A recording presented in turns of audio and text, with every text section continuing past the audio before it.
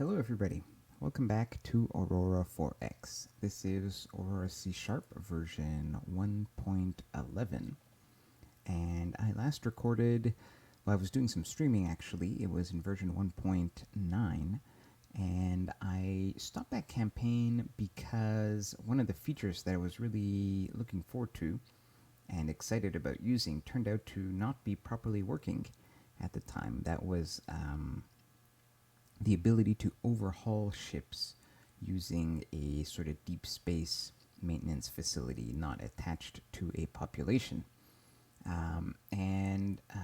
So I've waited, and in version 1.10, that feature was sort of fixed and added back in. But there were some bugs with 1.10, so now we're on 1.11. I've been playing with it for a couple of weeks, or maybe maybe it's been out. I forget exactly how long it's been out. And I intend now to start a new campaign, which I will share with you in the form of Let's Plays, but I probably won't record a lot of live gameplay.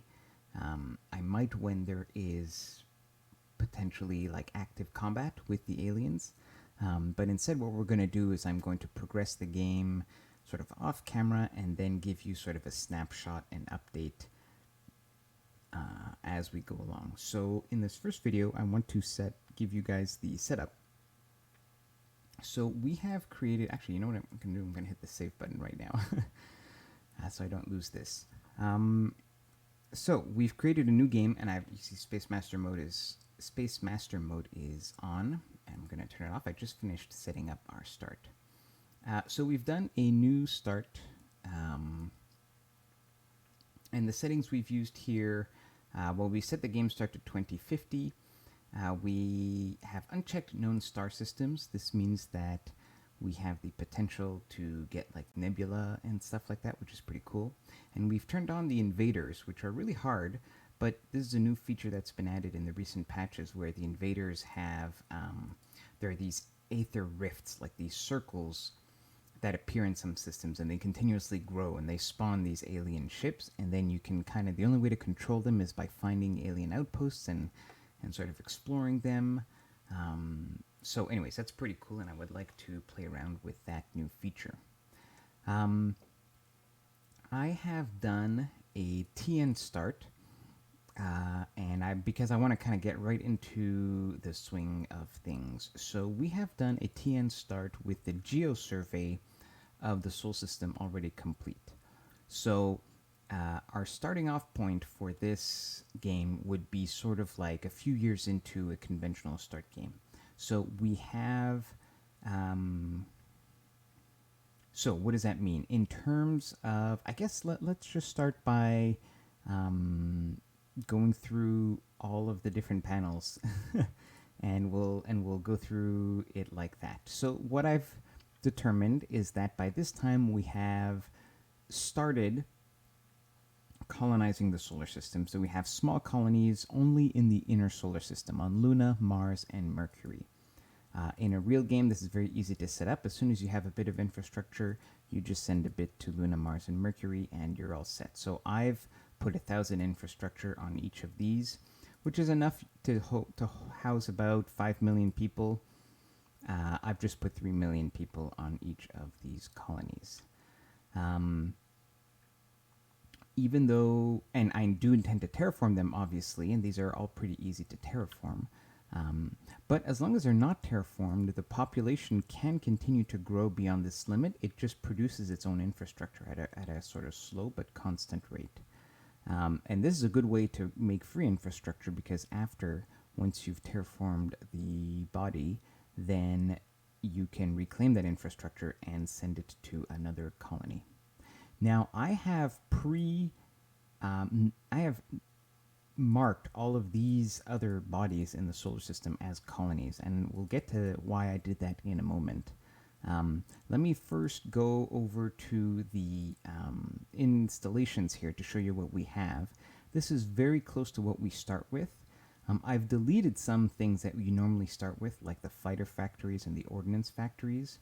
I've given us 500 construction factories and mines, To compensate, I also deleted the 80 automated mines you usually start with. So pretty much this is, in terms of starting installations, it's almost exactly, in terms of total mass or construction value, it's pretty much what you would have in a default TN start.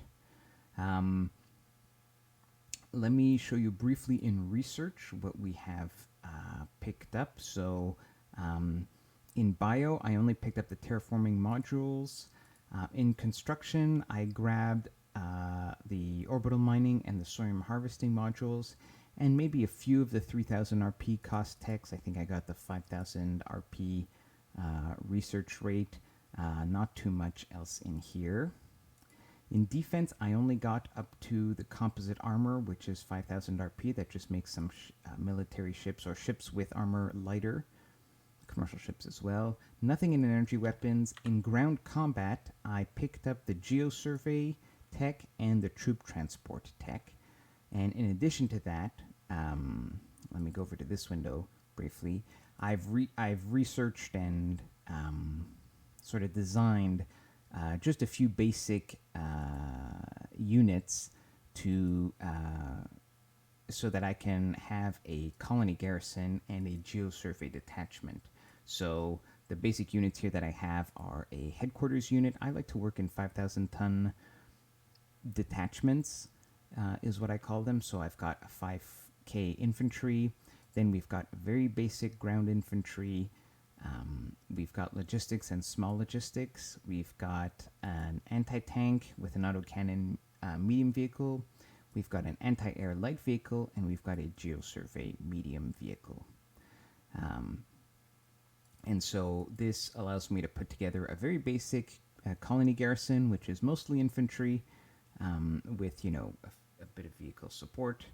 And then we've got a geo detachment, which is just packed with geosurvey, so it can very quickly survey up a planet. Okay, let's close that parenthesis. So that's it for ground units at the beginning of the game. In terms of logistics, we have not picked up much at the beginning of the game. I got a slightly larger fuel tanks just to make life easier. We've got tractor beams so that we can have a tug. And I think maybe one level in refueling system. And that's pretty much it. Nothing in missiles and kinetic. In power and propulsion, we have gone to nuclear-powered engines. But not to improved nuclear power engines. We got maximum engine size 40. We got minimum engine power 0.4. And we got fuel consumption 0.7.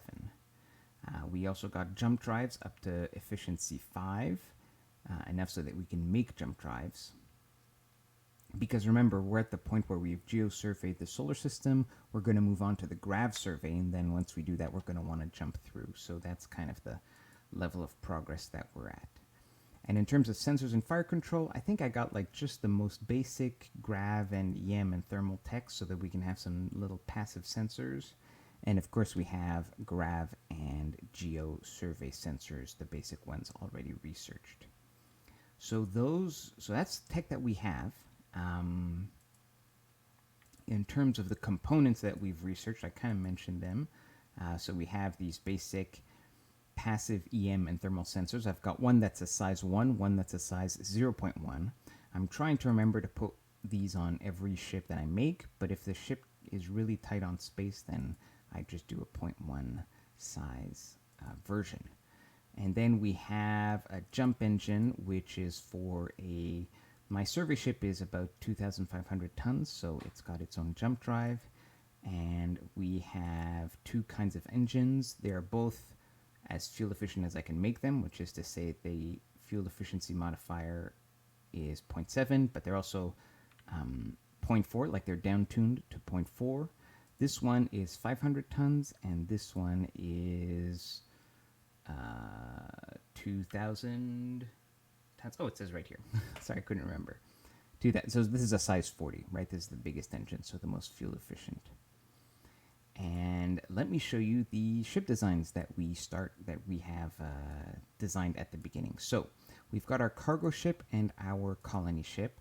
They're basically the same, except one of them has a cargo hold, the other one has cryogenics. And they have 5 cargo shuttle bays. They've got 5 engines, a passive thermal and EM sensor, and oh, this one for some reason has 2 passive EM sensors. Oh well, doesn't matter. And they've got 250,000 liters, which gives them about a 32 billion kilometer range, which is fine. Next down, actually, let's not go down the list necessarily. Let's jump around here. So we have a troop transport, the Overwatch, 10,000 tons, a large troop. So that one of these ships can carry one of my detachments, basically. We've just got one commercial engine and also cargo shuttle bays, so we can load the troops pretty fast. Another commercial ship we have is a tanker, 20,000 tons, holds about 14 million liters of fuel. And so that is good to have. And we then have a Hercules class tug, which is about 60,000 tons, and it's got 27 of my commercial engines on it. Now this ship is hopefully large enough to move these bases around. So I've decided to go with a 1 million ton default size for my bases. So we've got a terraforming base. Again, these are in C#. You can make these now with the no armor checkbox, so we're not wasting any mass on armor. So this one has 40 terraforming modules. We have an orbital mining platform, the excavator class, which has 200 orbital mining modules. Same idea, 1 million tons. And a fuel harvesting base, the Orca, which has 400 Sorium harvesters, again, about 1 million tons. I've put about 40,000 liters of storage space on it, but it will be constantly emptied by tankers. And I've also built or prototyped an orbital habitat. This one is a bit smaller, but that just allows me to kind of build them out in more, defined increments. But it depends how large, how should I say, how significant my construction capacity is. It might be worth it to just make these even more massive. But it's a bit unwieldy if it takes like 3 years for Earth to make one of these. You'll have, if you can deploy them in smaller intervals, it might be you might get more benefit over a given period of time. Anyways, that is it for the designs that we currently have in service. There's no military, no navy, so to speak, because we have not met any aliens. There's no reason for our civilization to be thinking about a military. But we'll get to that in a moment. In terms of the ships that we have at the beginning of this game, I have given us 2 Intrepid... Oh, we didn't look at the Intrepid, sorry. Our survey ship, this is actually probably the most interesting of all these ships, is 2,500 tons. It's got 1 geo, 1 grav survey sensor. It's got a jump drive, 1 engine, passive thermal and EMs, and it has a deployment time of 10 years, a maintenance life of about 20 years, and enough fuel to last for a long journey. And the reason why we have a slower deployment time, or I should say a lower deployment time compared to the maintenance life, is that I will get the warning about the deployment time when the maintenance life is about halfway through. And so this pretty much guarantees that there won't be any unfortunate mistakes where the jump drive accidentally blows up and we can't repair it and we're 10 jumps away from Sol. The other thing is, in order to get this maintenance life, I've not only added engineering spaces, but also extra maintenance storage, which is important to have. The engineering spaces reduces the chance of things going wrong, but if things go wrong, you need to have MSP in order to repair the components. So the worst part that could break on this ship will cost 100 MSP. Because of the extra maintenance storage bay, I've got 1,000 MSP total. So several things can break on this ship they're unlikely to break for a long time because of the extra engineering spaces, which reduces the annual failure rate.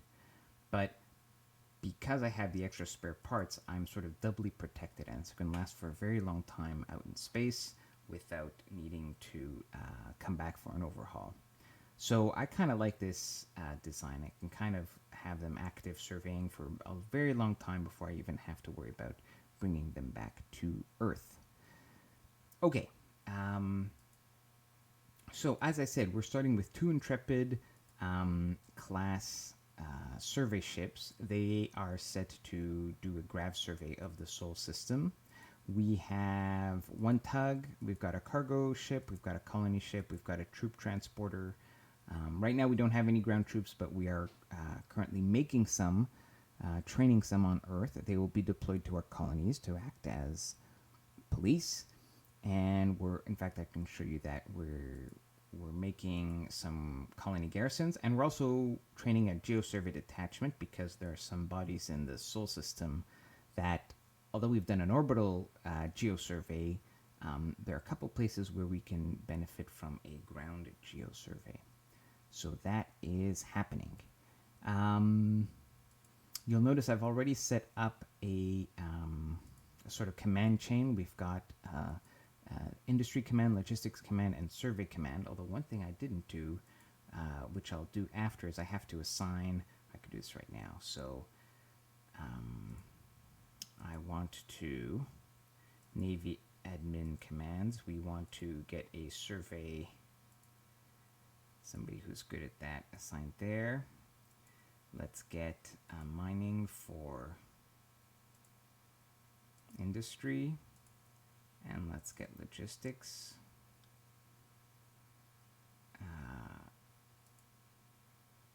Here. Okay, let's get those assignments done and out of the way. So that's happening right now. Now, in terms of in terms of shipyards, we have gotten rid of most of the default game gives you whatever, and we've repurposed it to our current needs. So we have very little naval shipyard tonnage. We only have 2 slipways for our 2,500 ton Intrepid class. We're going to build a few more of those. In terms of commercial ships, we've got 1 60,000 ton slipway for the Hercules, which is our tug. We've got this dual-purpose colony ship and freighter, because the designs are similar. They can be built from the same shipyard. Currently has 2 slipways, and I'm going to build this up to 5 slipways over time. And we're producing freighters in the meantime. We've got 1 slipway here that can make tankers, and 1 slipway for troop transports. And that is what we have going at the moment. Now, actually, something that I haven't... Well, okay, let's talk about the mineral survey situation here. You'll notice that I did start myself up with 1 terraforming base, 1 orbital miner, and 1 fuel harvester base. Okay, let's look at the geosurvey of the Sol system. So on Earth, we have very nice deposits of uranium. And we've also got decent thorium, decent corundium. We're a little low on gallacite, and the accessibility isn't too great. But this is still a pretty good amount of minerals overall. Boronite is also not amazing. Now, so gallacite is important because you need to make maintenance supplies. So eventually, when we do start having a military, we're going to need gallacite in pretty important amounts, and so it's going to be important in the long term to secure a source of that. Corundium is crucial because, amongst other things, you need it to make mines, so you do not want to run out of that, because you can kind of enter into a spiral where you don't have corundium, and so you can't make the mines to go mine more corundium, so it's important to keep on top of that. And uranium is used for everything, so that's good to have. So let's talk about thorium first. We need it for our fuel. Fortunately, we have in Uranus a 1.0 accessibility, 25 million liters of thorium. So that is going to be our source of thorium gas. And so we are going to deploy that fuel harvester that we have out to that gas giant. There is gas in Saturn and stuff like that, but there's not as much, and the accessibility isn't as high. Now let's look at the other planets that have some mineral deposits. So Venus, a lot of minerals, but very low accessibility. Mars has some minerals and actually quite a decent accessibility. I mean, this is not, I mean, it's pretty good in general, but it's extra good because Mars is a super easily terraformed planet, which will have a large population. So this is really, really cool. Plus, there's the potential to find more, either more quantity or more accessibility or new minerals. So we'll see once we do the geosurvey on Mars what we find. But this is pretty exciting. Now, the Jovians, there are 3 Jovians that actually have minerals. We have Io, which has nice duranium and corundium. So that's very, very good. That means we can build a lot of mines. This is an excellent deposits that we have. Europa also has duranium and some mercasium, although not very accessible. And Ganymede, again, duranium and some thorium. So we are all set for duranium. We have a ton on Earth and a ton on the Jovians. So that's very good to see. These moons here are pretty small moons, so I'm not really clicking on them because, you know, the amounts are never that significant. Now, Titan, which is the last sort of terraformable body in the Sol system, actually has decent deposits of mercasium and also the potential for more. So it'll be interesting to see what we get.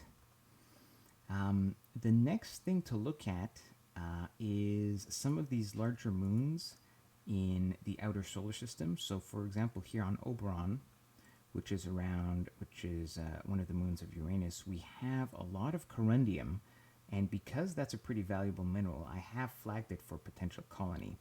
Now, this has too low gravity to ever really make it a colonizable world in the sense, or terraformed world. So we are either going to populate this using low gravity infrastructure or orbital habitats. But it'll be an interesting challenge, you know, to tackle once we get there. Now, Neptune has some gas, but it's not as good as Uranus, so we're not really using it. And I want to point out, beyond, in the far outer solar system, beyond Pluto, there's a few sort of dwarf planets and their moons, and in particular, Haumea here has a nice accessibility and nice balance of duranium, vendrite, and thorium. But this is too big to mine with an orbital miner, so we have to set up a colony here. And same thing on Makemake, which has neutronium, corbamite, and tritanium. Just good accessibility and good amounts. So in the long term, these would be interesting to colonize either with low gravity infrastructure or with orbital habitats. And then we have our comets. So the comets typically have like tens of thousands of minerals with pretty good accessibility. And I've flagged a number of them for our exclusive purpose. And the ones I have flagged are the ones that have gallicite, because that is the TN mineral that we really do not have any of in the solar system except for on Earth. And so in order to be sure we have a long-term supply of them, I flagged these comets. So what we're going to do is we are going to deploy orbital miners to these comets with gallicite. The private sector is probably going to flag a bunch of these other comets and mine them, but we won't feel the need to buy. I mean, we can buy their output if we want to, but we won't feel the need to do that because they won't be mining out the gallicite that we need to. If they might, you know, if they set up a colony here to mine out duranium and thorium, that's fine. We have other sources in the solar system. We could just take the taxes from that. We don't have to buy the minerals. So, given that geological survey, I think we can kind of talk about what the overall plan and the overall strategy is going to be for this campaign. And I have themed it the EarthCorp, which is sort of a mega corporation that has taken over control of the future of our human civilization. So I've started this off in 2050, and so after decades of geopolitical and probably environmental instability, maybe worldwide famines, things like that, a company, who knows which one in its original form, discovers this new branch of physics, trans-Newtonian physics. With it, they are able to develop such amazing new products, including near infinite, not infinite, I should say, but at the time, compared to the existing technology, infinite power source in the form of thorium gas, which is not only clean and environmentally friendly, but just so power dense, so effective that on its own would have nearly been enough to become a global superpower. But there's more, because there are many more TN elements which revolutionize industry in so many ways. Enough so that this corporation is able to leverage that power by licensing its technology to everybody who wants to use it, that eventually it becomes the de facto power on the planet, and it leads humanity to the stars, or I should say to the rest of the solar system, because we haven't yet gone to other stars. But it, is interested in colonizing the solar system because mainly it wants to acquire more TN minerals. They are the source of the corporation's power, and therefore acquiring more TN elements is, the top priority. Now, in order to do that, any means are acceptable, but it does mean that we want to be colonizing all of these places. And so the emphasis, I think, in this campaign is going to be sort of mine everything, colonize everything. Perhaps to excess. And what I mean by that is that in a typical campaign, maybe if you find another solar system that has pretty mediocre planets, you might not be motivated to set up a colony there. You might want to wait until you get a really high quality planet, easily terraformable with a lot of minerals on it. But we are going to colonize everything and mine everything. And that's going to let us play around with more, to what extent, how far can we push terraforming? And if we can't terraform something, let's build a ton of orbital habitats or low gravity infrastructure, stuff like that, which are parts of the game that we don't usually play around much with, because it is possible to just sort of, skip a bunch of systems and only colonize the nice ones.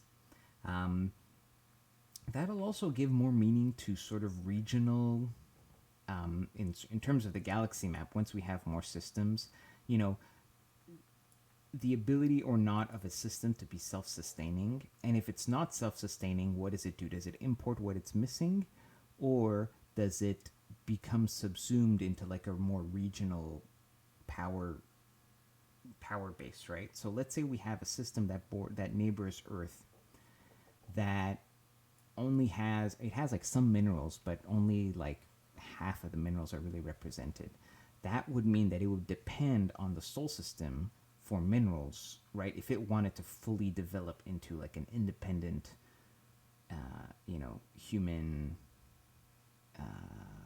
not civilization, but society. And since it can't do that, then maybe all it can be is a mining colony that exports all of its things to Earth. So that's sort of another, on the larger scale on the galaxy map, although of course right now, as I open it here, we haven't discovered any other systems. But, we'll have to delineate what will be the zones, the sort of workable economic zones where we have good accessibility of every single TN mineral. And we'll see how many of those zones we can kind of break up and get working. So that'll be sort of a fun and interesting challenge as we go through in that campaign. So yeah, that's the plan. Let's see, we talked about research? Well, we didn't talk about what we are going to research now. I think currently I want to actually. This is a good moment to use this construction production scientist to start just boosting up some of these basic techs to get our economy sort of jump started. So we are going to start doing that. We're just going to start right up with construction and then mining. And then we have, let's see, we have, you can now reassign scientists, but we actually don't have a lot of scientists, and so I don't see a strong need to do that right now. We have the basic tech that we need. It would be good to get some logistics done, like underway replenishment, transutonium, cargo shuttles. That could help our economy at the beginning, but we really do have what we need to get started here. And the other thing too is I want to justify things from a role-playing point of view. So as a global corporation, we're excited about the opportunity to survey the solar system to define these jump points to other star systems. But the notion that we will be fighting aliens is still completely foreign to us. So there's no reason for us to preemptively start researching military technology. However,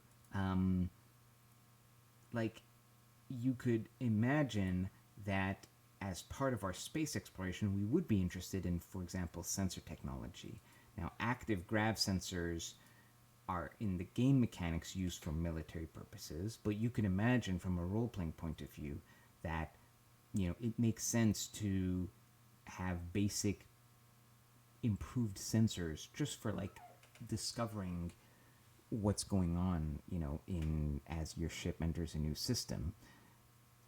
That will be different from starting to preemptively research beam fire control range. That seems like a very specific military application. But I have no problem in justifying starting to research, some projects like this. So that's actually what we're going to do here. We're going to get some sensor research started. So that'll be it for the research that we've got queued up. I think that's pretty much it for the setup, guys. I've renamed our command structure, our ranks. I've left the ground military to be sort of a pretty default set of titles, but we've renamed the naval hierarchy here to reflect our corporate structure. So we've got associates, partners, and executives. And that, I believe, is that. So I'm going to play this opening part out.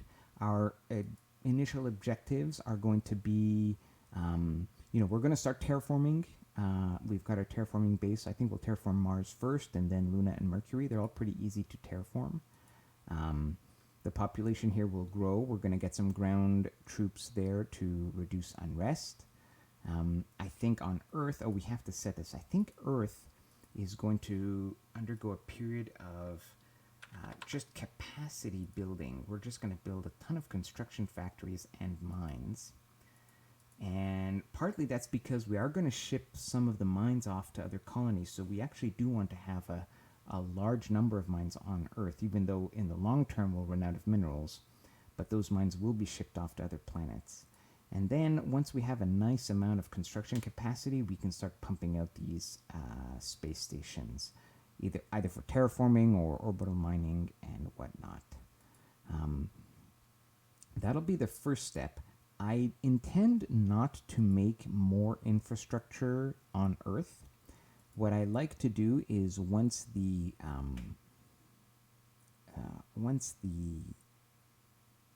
terraforming is complete, let's say on Mars, we'll have a few thousand infrastructure built up, and we'll use that infrastructure to seed the next round of colonization, which will be the Jovians, and we'll kind of work from there.